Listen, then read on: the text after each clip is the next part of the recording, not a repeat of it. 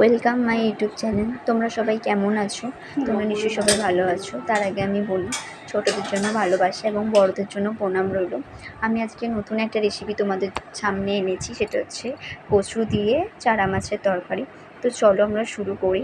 প্রথমে আমরা নিয়ে নেবো ধনেপাতা, রসুন, কাঁচা লঙ্কা। তারপরে আমি কেটে রেখেছিলাম কচু গোল গোল করে। ওই কচু আমরা ভালো করে নুন দিয়ে সিদ্ধ করে নেবো। সেদ্ধ করার পর ওটা ছেঁকে রাখবো। তারপরে যে চারা মাছগুলো আমি পরিষ্কার করে ধুয়ে রেখেছিলাম, তাতে আমি নুন ও হলুদ ভালো করে মাখিয়ে কিছুক্ষণের জন্য চাপা দিয়ে রেখে দেবো। আমি কড়াইতে তেল গরম করতে বসিয়েছি।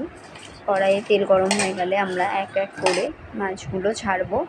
ছাড়া হয়ে গেলে আমরা মাছটাকে ভালো করে ভেজে নেব, লাল লাল করে, এপিট ওপিট করে। তার আগে আমি বলে দিই, তোমরা নিশ্চয়ই ভুলে যেও না আমার কমেন্ট, লাইক, শেয়ার, সাবস্ক্রাইব করতে। তোমরা লাইক, কমেন্ট, শেয়ার নিশ্চয়ই করো। আর অবশ্যই তরকারিটা খেয়ে বলো কেমন হয়েছে, কমেন্টে জানিও কিন্তু কেমন হয়েছে। আমি এই প্রথম তোমাদের জন্য একটা ভিডিও নিয়ে এসেছি। তো চলো, আমাদের মাছটা লাল লাল করে ভাজা হয়ে গেছে। তারপর আমরা গরম তেলে কালো জিরে দিয়ে দেবো। কালো জিরে দেওয়ার পর আমরা কচুটা দিয়ে দেবো গরম তেলে। তারপরে কচুটা ভালো করে নাড়াচাড়া করব। নাড়াচাড়া করার পর ওর মধ্যে অল্প হলুদ, পরিমাণ মতো নুন দিয়ে আমরা ওটাকে নাড়াচাড়া করব। ভালো করে ভাজা হয়ে গেলে, যতক্ষণ ভাজা হবে ততক্ষণ আমরা মশলাটা রেডি করে নিই। চলো, নিয়ে নিচ্ছি রসুন, কাঁচা লঙ্কা আর গোটা ধনে। এটাকে আমরা ভালো করে মিক্সড করে নেব।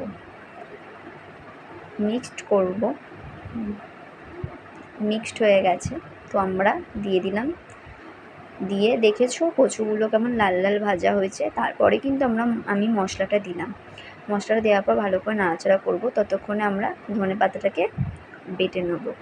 অল্প একটু পরিমাণ মতো জল দিয়ে ভালো করে বেটে নেব। বাটা হয়ে গেলে আমরা এই কচু তরকারিতে একটু ততক্ষণ জল দিয়ে একটু নাড়িয়ে নেব। নাড়ানোর পর আমাদের ধনেপাতাটা বাটাটা কিন্তু হয়ে গেছে। তো ধনেপাতাটা তরকারিতে দিয়ে দেবো। দেওয়ার পর ভালো করে নাড়াচাড়া করে কিছুক্ষণের জন্য আমরা এটা ঢেকে রাখবো। তারপর মাছগুলো দিয়ে দেবো এক এক করে সব। তারপরে আমরা আবার কিছুক্ষণের জন্য ঢাকা দিয়ে রাখবো।